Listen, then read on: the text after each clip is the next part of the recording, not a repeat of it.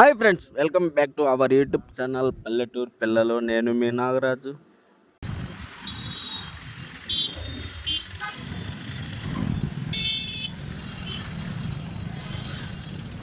భారతదేశం ప్రభుత్వం ఆంధ్రప్రదేశ్లో నడికుడి శ్రీకాళహస్తి రైల్వే లైన్ భాగంగా కనిగిరి పట్టణంలో రైల్వే స్టేషన్ నిర్మిస్తున్నారు. నేను ఇప్పుడు అక్కడికి వెళ్తున్నాను.